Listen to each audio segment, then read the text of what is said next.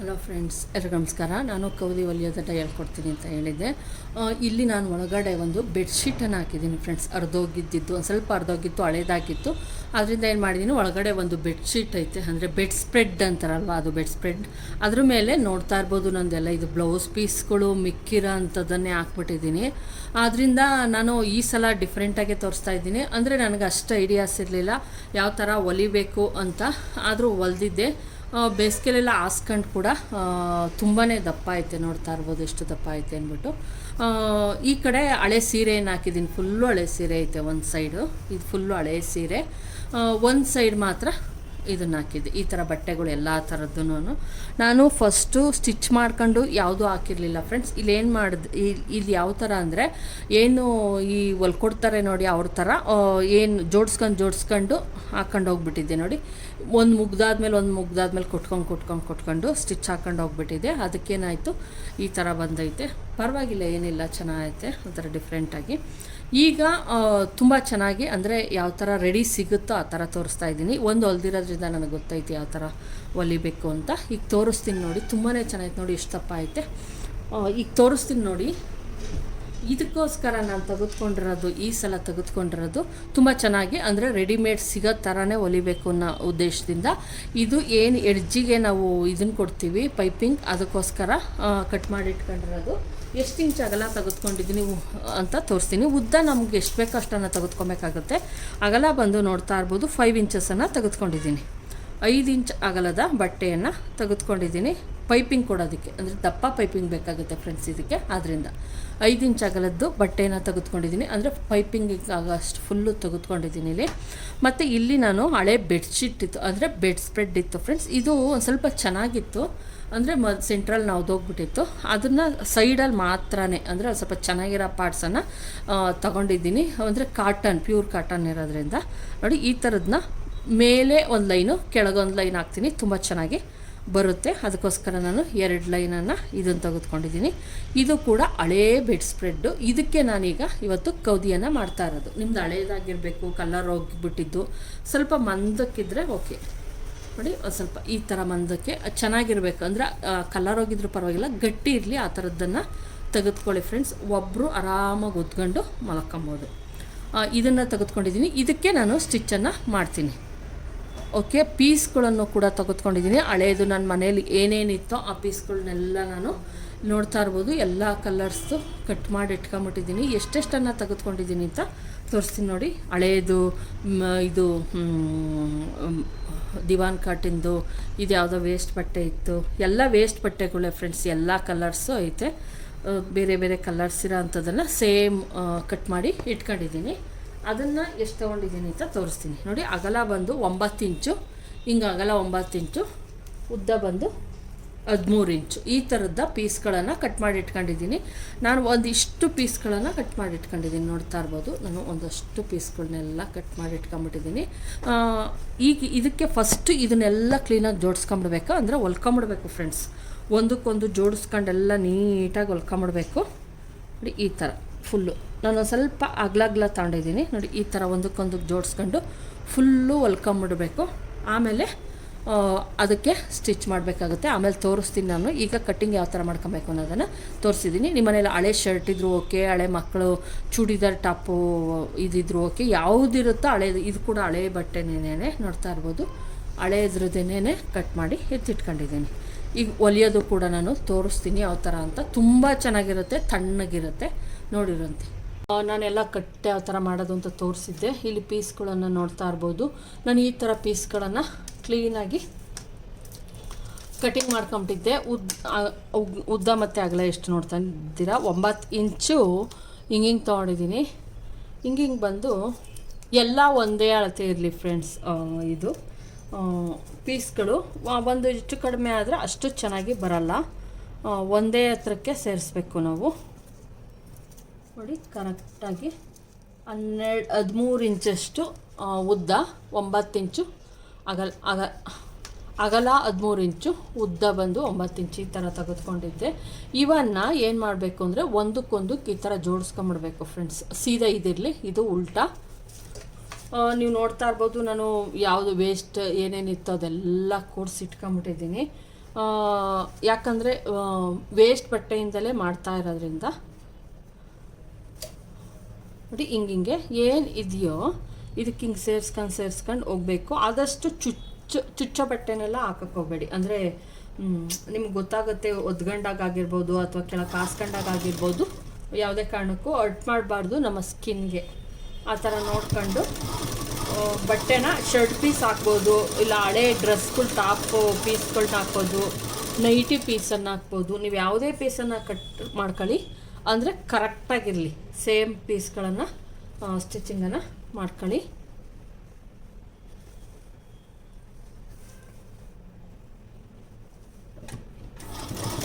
ಈ ಥರ ಒಂದು 5ರಿಂದ 6 ಬೇಕಾಗುತ್ತೆ. ಈ ಥರ ಜೋಡಿಸ್ಕೊಂಬಿಡ್ತೀನಿ ಫಸ್ಟು. ಮತ್ತು ನಾವು ಆದಷ್ಟು ಗಟ್ಟಿ ದಾರವನ್ನು ತೆಗೆದುಕೊಬೇಕು ಫ್ರೆಂಡ್ಸ್. ನಾನೇನು ದಪ್ಪ ದಾರ ತರಿಸಿದ್ನೋ ಅದನ್ನ ಹಾಕೊಂಡಿದ್ದೀನಿ.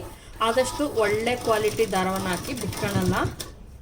ಮತ್ತು ಸ್ಟಿಚಿಂಗ್ ಮಾಡಬೇಕಾದ್ರೆ ಒಂದು ಸ್ವಲ್ಪ ದಪ್ಪ ಆಗೋದ್ರಿಂದ ದಾರ ಬಿಟ್ಕೊತಾ ಇರ್ತದೆ. ನೋಡ್ಕೊಂಡು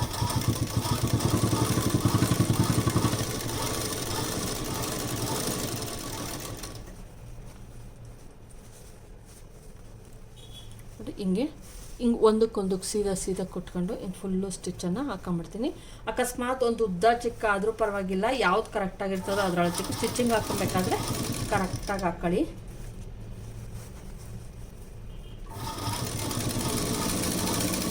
ಇದೇ ಥರ ನೀವು ನಿಮ್ಮ ಬೆಡ್ ಸ್ಪ್ರೆಡ್ಗೆ, ಇದು ಒಂದು ನಾನಿಲ್ಲಿ ತೆಗೆದುಕೊಂಡಿರೋದು ಬೆಡ್ ಸ್ಪ್ರೆಡ್ಡು ಫ್ರೆಂಡ್ಸ್. ಅಂದರೆ ಒದ್ಗೊಳೋದಕ್ಕೆಲ್ಲ ತುಂಬ ತೆಳುವಿದ್ರೆ ಚೆನ್ನಾಗಿರ್ತೈತೆ, ತುಂಬ ಇದಾಗ್ಬಿಟ್ರೆ ಅಷ್ಟು ಚೆನ್ನಾಗಿರಲ್ಲ.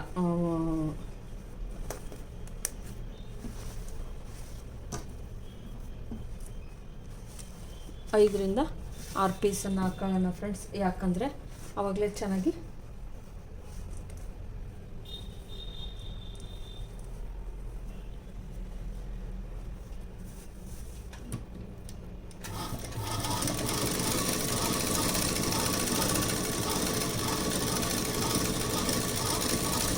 ಸೇಮ್ ಇದೇ ಮೆಥಡಲ್ಲಿ ನಾನು ಒಂದು 5 ಹೊಲ್ಕೊಂಡು ಆಲ್ರೆಡಿ ಎತ್ತಿಟ್ಬಿಟ್ಟಿದ್ದೀನಿ. ತೋರಿಸ್ತೀನಿ ಯಾವ ಥರ ಹಾಕೋದು ಅಂತ ತೋರಿಸ್ತೀನಿ ನೋಡಿ ಫಸ್ಟು.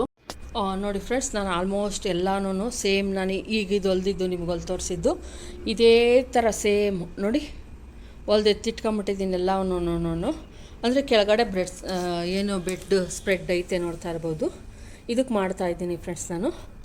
ಇಲ್ಲಿ ಮೇಲ್ಗಡೆ ಏನಾಯಿತು, ಇನ್ನೊಂದು ಬೆಡ್ ಸ್ಪ್ರೆಡ್ಡಿಂದು ಹಳೇದು ಎಲ್ಲ ಹೊರದೋಗ್ಬಿಟ್ಟಿತ್ತು.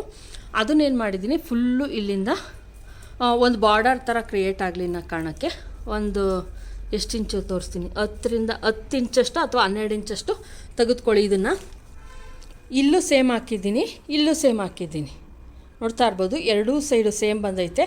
ಸೆಂಟರಲ್ಲಿ ನಾನು ಸೇಮ್ ಈ ಥರ ಎಲ್ಲ ಪೀಸ್ಗಳು ಯಾವ್ಯಾವ್ದಿತ್ತೋ ಎಲ್ಲದ್ರದ್ದು ಪೀಸ್ಗಳನ್ನು ಈ ಥರ ಒಂದು ಸ್ಟೆಪ್ ಇನ್ನೂ ಹೊಲ್ದಿದ್ದೀನಿ ಅಷ್ಟೇ ಫ್ರೆಂಡ್ಸ್. ಈ ತೊಡಿ ಇಲ್ಲಿ ಹೊಲ್ದಿಲ್ಲ, ಇದು ಸುಮ್ಮನೆ ಹಿಂಗೆ ಇಟ್ಟಿದ್ದೀನಿ ನಿಮಗೆ ತೋರ್ಸೋಕ್ಕೆ ಅಂದ್ಬಿಟ್ಟು. ಈ ಥರ ಮಾಡ್ಕೊಂಡು ಫಸ್ಟು ಹಾಕಿ ನೋಡಿ ಕರೆಕ್ಟಾಗಿ ಫುಲ್ಗೂ ಆತಾದ ಅಂತ ಅಂದ್ಬಿಟ್ಟು ಈಗ ನೋಡ್ತಾ ಇರ್ಬೋದು ಫುಲ್ಗೂ ಆಗ್ತಾಯಿತೆ. ಈಗೇನು ಮಾಡಬೇಕಪ್ಪ ಅಂದರೆ, ಏನು ಹಿಂಗೆ ಹೊಲ್ಕೊಂಬಂದಿದ್ದೀವಿ ಫ್ರೆಂಡ್ಸ್, ನೋಡಿ ಹಿಂಗೆ ಹೊಲ್ಕೊಂಬಂದಿದ್ದೀನಲ್ಲ ನಾನು, ಇದನ್ನು ಹಿಂಗೆ ಫುಲ್ಲು ಸ್ಟಿಚ್ ಹಾಕೊಬೇಕಾಗುತ್ತೆ. ಒಂದೊಂದೇ ಹಿಡ್ಕೊಂಡು ಈ ಎಡ್ಜು ಕೂಡಬೇಕು, ಆ ಥರ ಸ್ಟಿಚ್ ಹಾಕೊಬೇಕು. ನಾನು ತೋರಿಸ್ತೀನಿ. ಈ ಮೆಥಡನ್ನು ಮೊದಲು ಫಾಲೋ ಮಾಡಿ. ಅಂದರೆ ಬೆಡ್ ಸ್ಪ್ರೆಡ್ಡನ್ನು ಹಾಲಲ್ಲಿ ಅಥವಾ ಎಲ್ಲನ ಹಾಕ್ಬಿಟ್ಟು ಅದ್ರ ಮೇಲೆ ನಾವು ಹಾಕ್ತಾ ಇರೋ ಪೀಸು ಕರೆಕ್ಟಾಗಿ ಆಗ್ತಾಯಿತ್ತು ಅಂತ ಒಂದು ಸಲ ಚೆಕ್ ಮಾಡಿ. ನೋಡಿ ಫ್ರೆಂಡ್ಸ್, ಎಲ್ಲ ಪೀಸ್ಗಳನ್ನು ಈ ಥರ ನೀಟಾಗಿ ಒಂದಕ್ಕೊಂದಕ್ಕೆ ನಾನೇನು ಜೋಡಿಸೋದು ತೋರಿಸಿದ್ನೋ ಅವನ್ನೆಲ್ಲ ನಾವು ನೀಟಾಗಿ ಹೊಲ್ಕೊಂಡಿರೋದನ್ನ ಏನು ಮಾಡಬೇಕು, ಒಂದಕ್ಕೊಂದಕ್ಕೆ ಈ ಥರ ಜೋಡಿಸ್ಬಿಡ್ಬೇಕು. ಅಂದರೆ ಈಗ ಫಸ್ಟು ಒಂದು ತೆಗೆದುಕೊಂಡು ಈ ಥರ ಹೊಲ್ಕೊಂಡಿರ್ತೀವಲ್ವ, ಒಂದಕ್ಕೊಂದಕ್ಕೆ ನಮ್ಗೆ ಎಷ್ಟು ಲೆಂತ್ ಬೇಕಾಗಿರುತ್ತೋ ಅಷ್ಟನ್ನು ನೋಡಿ ಈ ಥರ ಒಂದ್ರ ಮೇಲೆ ಒಂದು ಹಿಂಗೆ ಇಟ್ಬಿಟ್ಟು ನೀಟಾಗಿ ಆ ಎಡ್ಜ್ಗಳು ಆದಷ್ಟು ನೀಟಾಗಿ ಸಮ ಇರೋ ಥರ ನೋಡ್ಕೊಂಡು ನೋಡಿ ಈ ಥರ ಹಿಂಗೆ ಮಾಡಿಬಿಟ್ಟು, ಅಕಸ್ಮಾತ್ ನನಗಿಲ್ಲಿ ಒಂದು ಹಾಫ್ ಕಾಯ್ತು, ಓಕೆ ಅಷ್ಟನ್ನೇ ನಾನಿಲ್ಲೇ ಹರ್ಕೊಂಡಿದ್ದೀನಿ. ಈ ಥರ ನೀಟಾಗಿ ನಾವೇನು ಪೀಸ್ಗಳನ್ನು ಹೊಲ್ಕೊಂಡಿದ್ವೋ ಅವನ್ನು ಈ ಥರ ಹಿಂಗೆ ಇಟ್ಕೊಂಡು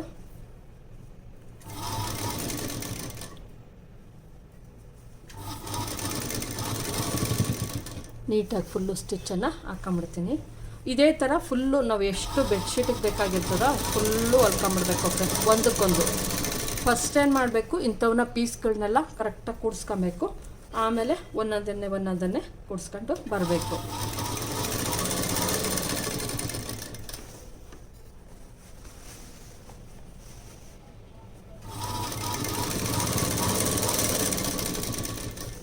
ಇಲ್ಲಿ ನಾನು ಆಲ್ಮೋಸ್ಟ್ ಕಾಟನ್ ಯೂಸ್ ಮಾಡಿದ್ದೀನಿ ಫ್ರೆಂಡ್ಸ್, ತುಂಬಾ ಕೂಲಾಗಿರುತ್ತೆ.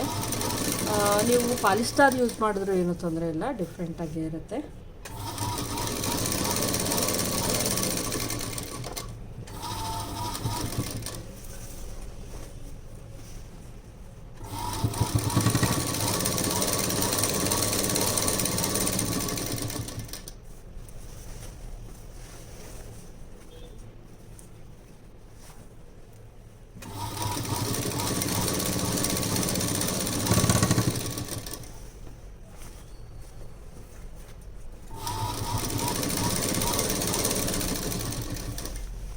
ಒಂದು ಕೌದಿಯನ್ನು ಸ್ಟಿಚ್ ಮಾಡೋದಕ್ಕೆ ಮಿನಿಮಮ್ ಒಂದು 3 hours ಬೇಕಾಗುತ್ತೆ ಫ್ರೆಂಡ್ಸ್.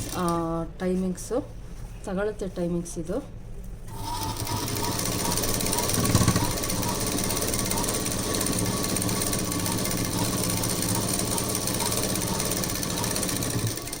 ಇದಾಯಿತು. ಇಷ್ಟಾದಮೇಲೆ ಏನು ಮಾಡಬೇಕು, ನಾನು ಒಂದೇ ಥರದ್ದು ಬಟ್ಟೆಯನ್ನು ಫಸ್ಟು ಸ್ಟಾರ್ಟಿಂಗ್ ಹಾಕಿದ್ದೆ, ಈಗ ಇದನ್ನು ಕೂರಿಸ್ತೀನಿ ಲಾಸ್ಟ್ ಎಂಡಿಂಗಿಗೆ. ನೋಡಿ ಈ ಥರ ಸೇಮು ಹೊಲ್ಕೊಂಬಿಡ್ಬೇಕು, ಎಲ್ಲ ಬಟ್ಟೆಗಳನ್ನು ಸೇಮ್ ಹೊಲ್ಕೊಂಬಿಡ್ಬೇಕಾಗುತ್ತೆ. ಏನು ನಾವು ಹೊಲ್ಕೊಂಡಿರ್ತೀವೋ ಆ ಪೀಸ್ಗಳನ್ನೆಲ್ಲ ಹೊಲ್ಕೊಂಬಿಡಿ. ನೀವು ಬೇಕಾದ್ರೆ 10 ಇಂಚನ್ನು ಬೇಕಾದ್ರೂ ತೊಗೊಬೋದು. ನಾನಿಲ್ಲಿ ಒಂದು ಸ್ವಲ್ಪ ತುಂಬ ಸ್ಟಿಚ್ಗಳು ಜಾಸ್ತಿ ಹಾಕಬೇಕಾಗುತ್ತೆ ಅನ್ನೋ ಕಾರಣಕ್ಕೆ ಏನು ಮಾಡಿದ್ದೀನಿ,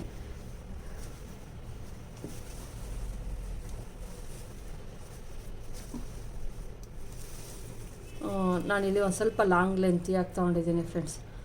ನಾವು 10 ಇಲ್ಲಾಂದರೆ ನೀವು ಒಂದು ಕೆಲಸ ಮಾಡ್ಬೋದು,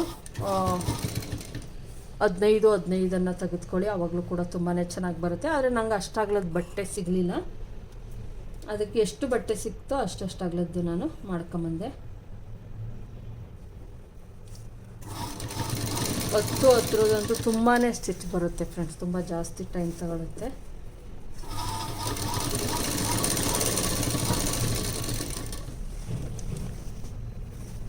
ನೀವು ಆದಷ್ಟು ಫಾಸ್ಟು ಮತ್ತು ಲಾಸ್ಟು ಒಂದೇ ಥರದ ಬಟ್ಟೆ ಹಾಕಿದ್ರೆ ಅವಾಗ ಏನಾಗುತ್ತೆ ಅಂದರೆ ನೀವು ಸೇಮ್ ರೆಡಿಮೇಡ್ ನಾವೇನು ತಂದಿರ್ತೀವೋ ಅದೇ ಥರ ಕಾಣಿಸ್ತಾ ಇರ್ತೈತೆ.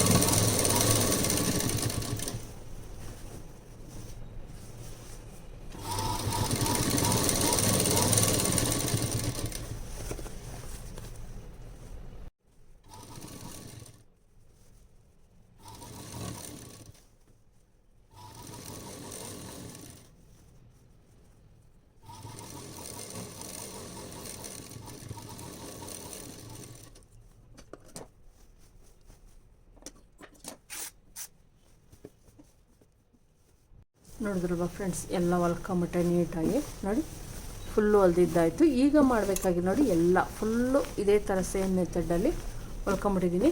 ಫಸ್ಟು ಸ್ಟಾರ್ಟಿಂಗು ಮತ್ತು ಲಾಸ್ಟಲ್ಲಿ ಈ ಕಲರ್ ಸೇಮ್ ಬಟ್ಟೆಯನ್ನು ಹಾಕಿದ್ದೀನಿ. ಈಗ ಯಾವ ಥರ ಬೆಡ್ಶೀಟ್ಗೆ ಹೊಲಿಬೇಕು ಅನ್ನೋದನ್ನು ತೋರಿಸ್ತೀನಿ ನೋಡಿ. ನಾನಿಲ್ಲಿ ಬೆಡ್ಶೀಟನ್ನು ತೊಗೊಂಡ್ಬಿಟ್ಟಿದ್ದೀನಿ. ಸೀದಾ ಉಲ್ಟಾ ನೋಡ್ಕೊಳ್ಳಿ, ತುಂಬ ಒಂದು ಸ್ವಲ್ಪ ಹಳೆದೆ ಅಂದರೆ ಗಟ್ಟಿ ಐತೆ ಫ್ರೆಂಡ್ಸ್, ಏನೂ ಹಾಳಾಗಿಲ್ಲ, ಕಲರ್ ಶೇಡ್ ಆಗೈತೆ ಅಷ್ಟೇನೇ, ಅಂತ ತೊಂದರೆ ಏನಿಲ್ಲ. ಇದ್ರ ಜೊತೆಗೆ ಅದು ಕೂಡ ಸಪೋರ್ಟ್ ಮಾಡೋದ್ರಿಂದ ಒಂದು 4-5 ವರ್ಷ ಏನು ತೊಂದರೆ ಇಲ್ದಂಗೆ ಯೂಸ್ ಮಾಡ್ಬೋದು. ಇಲ್ಲಿ ನೋಡಿ, ಇದು ಸೀದಾ, ಇದು ಉಲ್ಟಾ ಮೇಲೆ ನಾನು ಇದಕ್ಕೆ ಯಾವುದೋ ಈ ಕಡೆ ಸೀರೆ ಆಗಲಿ ಏನಾಗಲಿ ಏನು ಮಾಡ್ತಾಯಿಲ್ಲ ಫ್ರೆಂಡ್ಸ್. ಈ ಸೀದಾ ಇರೋದು ಹಿಂಗೆ ಇರುತ್ತೆ, ಉಲ್ಟಾ ಏನಿದೆಯೋ ಇದಕ್ಕೆ ನಾನು ಈಗ ಇದನ್ನು ಕೂಡಿಸ್ತೀನಿ. ನಾನೀಗ ಹೊಲ್ಕೊಂಡಿದ್ದೀನಲ್ಲ ಅದನ್ನು ಕೂಡಿಸ್ತಾ ಬರ್ತೀನಿ ನೀಟಾಗಿ. ಈಗ ಇದಕ್ಕೆ ಅದನ್ನು ಹೊಲ್ಕೊಂಬಿಡೋಣ. ನಾವೇನು ಸ್ಟಿಚ್ ಮಾಡ್ಕೊಂಡಿದ್ದೀನೋ ಅದನ್ನು ನೀಟಾಗಿ ಸ್ಟಿಚ್ಚನ್ನು ಮಾಡ್ಕೊಂಬಿಡ್ತೀನಿ.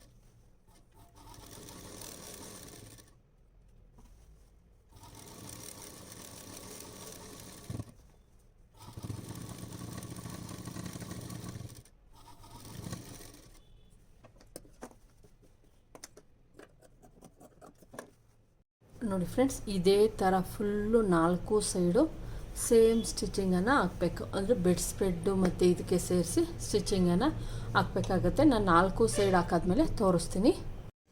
ನೋಡಿ ಫ್ರೆಂಡ್ಸ್, ಈ ಥರ ಎಲ್ಲ ಹೊಲ್ಕೊಂತೀವಲ್ಲ, ಹೊಲ್ಕೊಂಡ್ಮೇಲೆ ಇವೆ 2 ಸೈಡ್ ಮಾತ್ರ ಹೊಲ್ಕೊಳ್ಳಿ.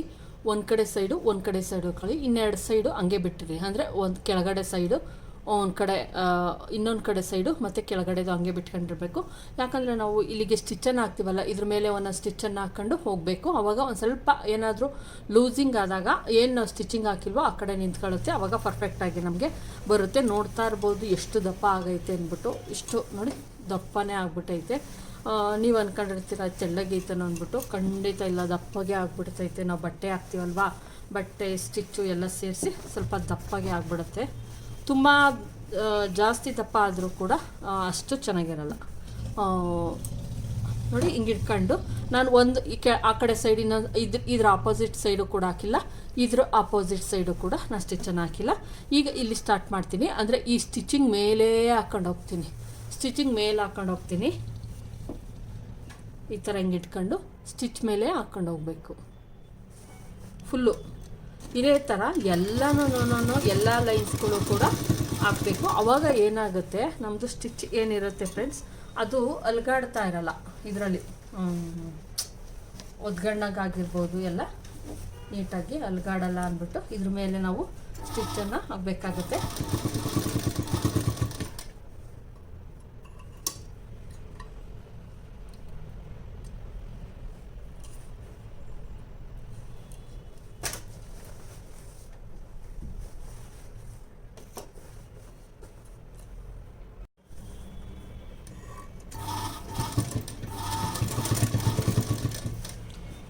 ಇಲ್ಲಿ ಒಂದು ಸ್ವಲ್ಪ ದಪ್ಪ ಇರೋದ್ರಿಂದ ನೋಡಿ ಫ್ರೆಂಡ್ಸ್, ದಾರ ಕಟ್ ಆಗ್ತಾ ಐತೆ. ಕೇರ್ಫುಲ್ಲಾಗಿ ಸ್ಟಿಚ್ಚನ್ನು ಹಾಕಬೇಕಾಗುತ್ತೆ.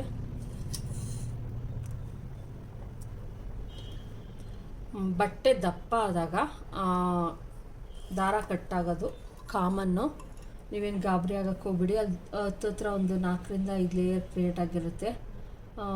ಅದರಿಂದ ಸ್ವಲ್ಪ ಸ್ಲೋಗೆ ಸ್ಟಾರ್ಟ್ ಮಾಡಿ. ದಪ್ಪ ಬಟ್ಟೆ ಇದ್ದಾಗ ಸ್ಟಾರ್ಟಿಂಗ್ ಸ್ವಲ್ಪ ಇದನ್ನು ಮಾಡಬಾರ್ದು. ಸ್ಟಾರ್ಟಿಂಗ್ ನಿಧಾನಕ್ಕೆ ಹಾಕಬೇಕು. ಮತ್ತು ದಾರನ ಸ್ವಲ್ಪ ಲೂಸ್ ಬಿಟ್ಟಿರಬೇಕು.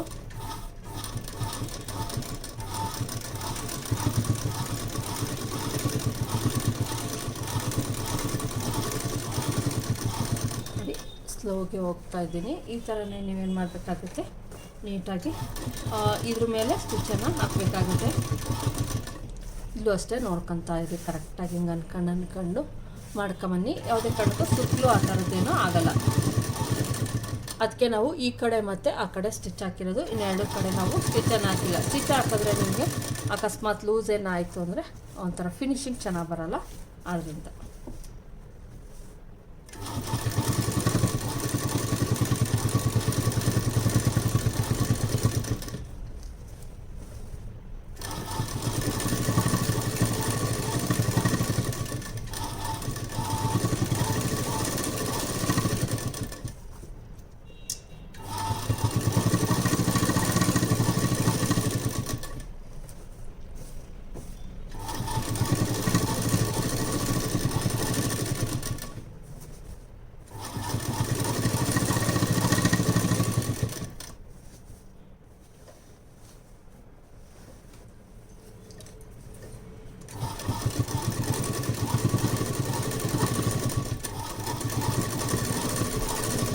ನೋಡಿ ಇದೇ ಥರ ಫುಲ್ಲು ಸ್ಟಿಚ್ಚನ್ನು ಈಗ ನೋಡ್ತಾ ಇರ್ಬೋದು. ನಾನು ಇಲ್ಲಿ ಹಾಕಿರೋದು ಯಾವುದೇ ಕಾರಣಕ್ಕೂ ಸುತ್ತಲೂ ಆ ಥರ ಏನೋ ಬಂದಿಲ್ಲ.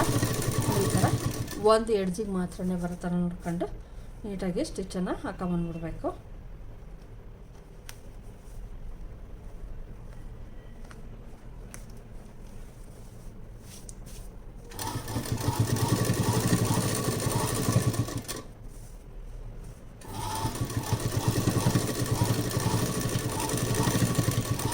ಈಗ ಇದಾಯಿತು. ಇದೇ ಥರ ನೆಕ್ಸ್ಟ್ ಇನ್ನೊಂದು ಸ್ಟಿಚ್ ಬರುತ್ತಲ್ಲ ಫ್ರೆಂಡ್ಸ್, ಅದನ್ನು ಕೂಡ ಹಾಕೊಂಬರ್ಬೇಕು. ಸೇಮ್ ಮೆಥಡ್ಡು ನಾವು ಎಷ್ಟು ಲೇಯರ್ ಹಾಕಿರ್ತೀವೋ ಅಷ್ಟು ಲೇಯರ್ಗಳನ್ನು ಹಾಕಬೇಕಾಗತ್ತೆ. ಈಗ ಫಸ್ಟ್ ಆಯಿತು. ಈಗ ಸೆಕೆಂಡ್ಗೆ ಸೇಮ್ ಹಾಕೊಂಬರ್ತೀನಿ ನೋಡಿ ಫ್ರೆಂಡ್ಸ್. ಇದನ್ನು ಸೇಮ್ ಹಾಕ್ತೀನಿ. ಇದೇ ಥರ ಫುಲ್ಲು ನೀವು ಸ್ಟಿಚ್ಚನ್ನು ಹಾಕಬೇಕಾಗುತ್ತೆ. ಈಗೇನೋ ನೀವೇನು ಮಾಡಬೇಕಾಗುತ್ತೆ, ಇದು ಇಲ್ಲಿ ಕರೆಕ್ಟಾಗಿ ಸಿಕ್ಕಲು ಬರದೇ ಇರೋ ಥರ ನೋಡ್ಕೊಂಡು ನೀಟಾಗಿ ಹಾಕಿ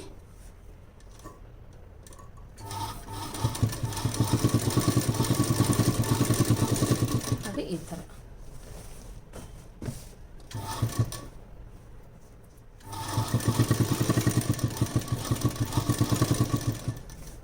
ಇದೇ ಥರ ಸೇಮ್ ಒಂದು ಸ್ಟೆಪ್ ಆದಮೇಲೆ ಈ ಸ್ಟೆಪ್ ಆದಮೇಲೆ ಈ ಸ್ಟೆಪ್ ಆದಮೇಲೆ ಇನ್ನೊಂದು ಸ್ಟೆಪ್ಪು ಫುಲ್ಲು ಸ್ಟಿಚಿಂಗನ್ನು ಹಾಕೊಬೇಕು ಫ್ರೆಂಡ್ಸ್.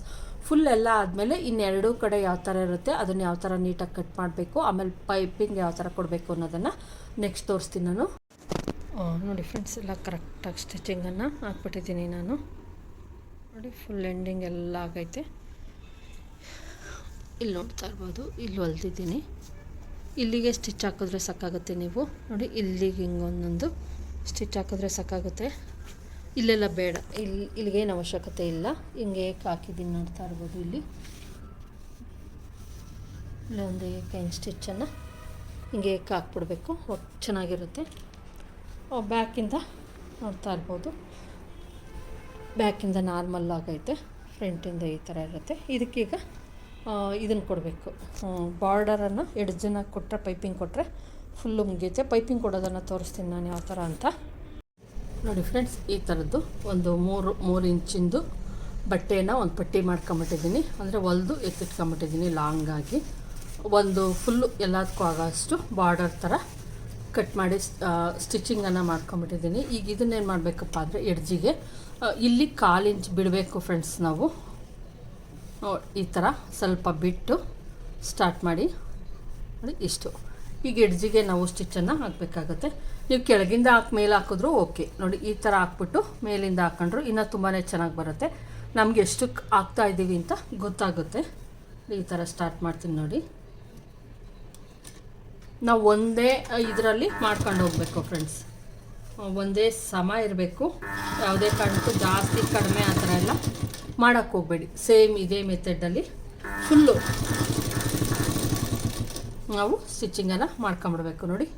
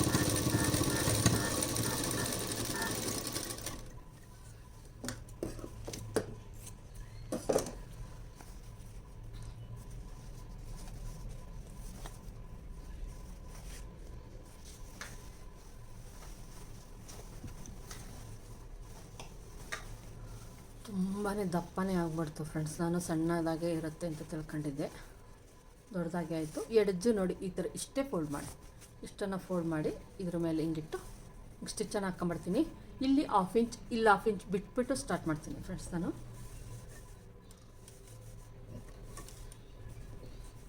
ಇಷ್ಟೇ ತೊಗೊಬೇಕು. ನೀವು ಇದನ್ನು ನೀಟಾಗಿ ಹಿಂಗೆ ಇಟ್ಕೊಂಡು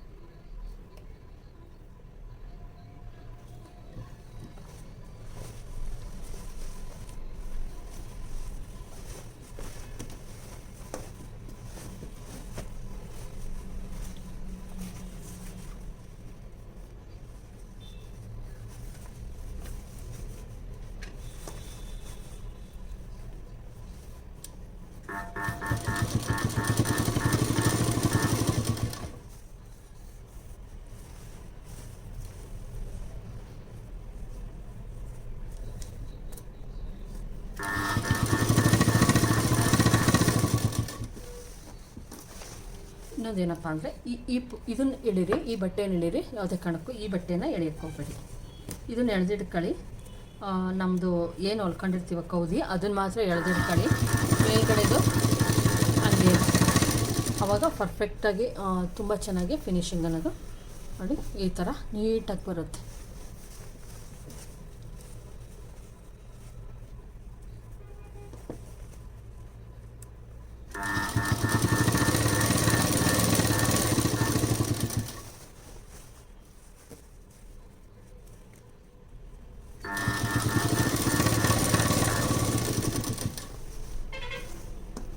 ನೋಡಿ ಫ್ರೆಂಡ್ಸ್, ಈ ಥರ ನೀಟಾಗಿ ಫುಲ್ಲು ಕೊಡ್ತೀನಿ ನೋಡಿ ನಾನು.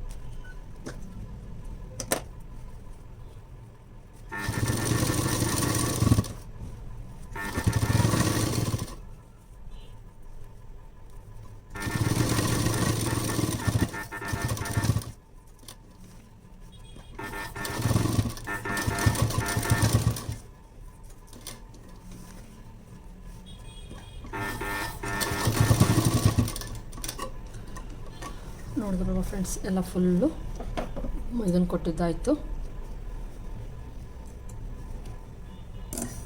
ನೀವು ನೀಟಾಗಿ ಹಿಂಗೆ ಫುಲ್ಲು ಸ್ಯಾರಿ ಇದು ಫುಲ್ಲು ಕೌದಿ ಫುಲ್ಲು ಇದೇ ಥರ ಕೊಡಬೇಕಾಗತ್ತೆ. ಮೂಲೆಯಲ್ಲಿ ನೋಡಿ ಈ ಥರ ಮಾಡ್ಕೊಳ್ಳಿ. ಇದೆಲ್ಲ ಫುಲ್ಲು ಕೊಟ್ಟಾಯಿತು, ನೋಡ್ತಾ ಇರ್ಬೋದು. ನೀವು ಏನು ಮೇಲಿಂದ ಕೊಡೋದಕ್ಕೂ ಒಳಗಡೆಯಿಂದ ಕೊಡೋದಕ್ಕೂ ಏನು ವ್ಯತ್ಯಾಸ ಅಂತಂದಾಗ, ನಾವು ಮೇಲೆ ಕೊಟ್ಟು ಒಳಗಡೆ ಕೊಡೋಕೆ ಹೋದಾಗ ಸ್ವಲ್ಪ ರಿಂಕಲ್ಸ್ ಥರ ಬಂದ್ಬಿಡುತ್ತೆ. ಆದರೆ ಕೆಳಗಿಂದ ಮೇಲೆ ಕೊಟ್ಟಾಗ ಯಾವುದೇ ರಿಂಕಲ್ಸ್ ಥರ ಬರೋಲ್ಲ ಫ್ರೆಂಡ್ಸ್. ಮೂಲೆನೂ ಅಷ್ಟೇ ಈ ಥರ ಮಾಡಿಬಿಡಿ, ಆವಾಗ ಯಾವುದೇ ಒಂದು ಇದು ಬರೋಲ್ಲ. ನೋಡಿದ್ರಲ್ವ ಫ್ರೆಂಡ್ಸ್ ಯಾವ ಥರ ನೀಟಾಗಿ ನೋಡಿ ಎಷ್ಟು ದಪ್ಪ ಆಗೈತೆ ಅಂದ್ಬಿಟ್ಟು.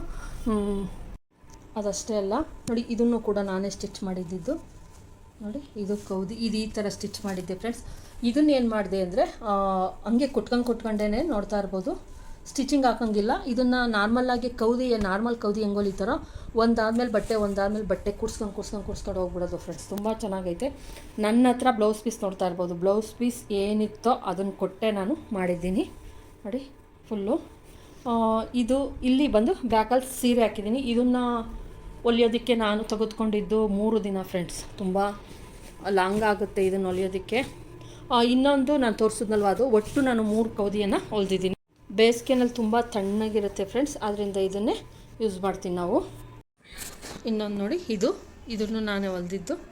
ಇದು ಬ್ಯಾಕಲ್ಲಿ ನೋಡಿ, ಇದು ಕೂಡ ಬ್ಲೌಸ್ ಪೀಸನ್ನೇ ಕೊಟ್ಟು ಸೇಮ್ ಮೆಥಡೇ ಫಾಲೋ ಮಾಡಿದ್ದೀನಿ ಫ್ರೆಂಡ್ಸ್. ಅದೇ ಥರ ಹೊಲಿದಿದ್ದೆ. ಈಗ ಡಿಫ್ರೆಂಟಾಗಿರಲಿ ಅಂದ್ಬಿಟ್ಟು ಆ ಥರ ಟ್ರೈ ಮಾಡಿದ್ದೀನಿ. ಇದನ್ನು ಅಷ್ಟೇ ಒದ್ಕೊಳೋದು ನೋಡಿ ಫ್ರೆಂಡ್ಸ್. ಈಗಲೂ ಕೂಡ ಹೊಲ್ದಿರೋದು ಎಷ್ಟು ದೊಡ್ಡದಾಗಿ ಬಂದೈತೆ ಅಂತ ನೋಡ್ತಾ ಇರ್ಬೋದು. ಆರಾಮಾಗಿ ಒಬ್ಬರು ಒದ್ಕೊಬೋದು ನೋಡಿ. ಒಳಗಡೆ ನಾನೇನು ಬೆಡ್ ಸ್ಪ್ರೆಡ್ ಇತ್ತೋ ಅದೇ ಇರಲಿ ಅಂದ್ಬಿಟ್ಟು ಇಟ್ಕೊಂಡಿದ್ದೀನಿ ಫ್ರೆಂಡ್ಸ್. ಇದನ್ನೇ ಇರಲಿ ಅಂದ್ಬಿಟ್ಟು. ಅದು ಗಟ್ಟಿ ಇತ್ತು. ಮೇಲ್ಗಡೆ ಮಾತ್ರ ಹಿಂಗೆ ಎಲ್ಲ ಪೀಸ್ಗಳನ್ನು ಹಾಕಿ ಸ್ಟಿಚ್ ಮಾಡಿದ್ದೀನಿ. ಒಂದ್ಸಲ ಟ್ರೈ ಮಾಡಿ ಫ್ರೆಂಡ್ಸ್, ತುಂಬಾ ಚೆನ್ನಾಗಿ ಬಂದೈತೆ. ತುಂಬಾ ಒದ್ಕೊಬೋದು, ಆರಾಮಾಗಿ ತಣ್ಣಗಿರುತ್ತೆ ಅಂತಲೇ ಹೇಳ್ಬೋದು. ಎಲ್ಲೂ ಏನು ನೀವು ನೀಟಾಗಿ ಸ್ಟಿಚ್ ಮಾಡಿದ್ರೆ ಎಲ್ಲೂ ಏನು ಮಿಸ್ಟೇಕ್ ಆಗಲ್ಲ. ನೋಡಿದ್ರಲ್ವಾ ಫ್ರೆಂಡ್ಸ್ ಯಾವ ಥರ ಕೌದಿ ಹೊಲಿಯೋದು ಅಂದ್ಬಿಟ್ಟು ನೋಡಿ, ಎಡ್ಜ್ ಈ ಥರ ಮಾಡಿದ್ದೀನಿ. ಈ ವಿಡಿಯೋ ನಿಮ್ಮೆಲ್ಲರಿಗೂ ಇಷ್ಟ ಆಗಿದ್ರೆ ಲೈಕ್ ಮಾಡಿ, ಶೇರ್ ಮಾಡಿ, ಸಬ್ಸ್ಕ್ರೈಬ್ ಮಾಡಿ. ದಯವಿಟ್ಟು ಸಬ್ಸ್ಕ್ರೈಬ್ ಮಾಡ್ಕೊಂಡು ನೋಡಿ ಫ್ರೆಂಡ್ಸ್. Thank you friends.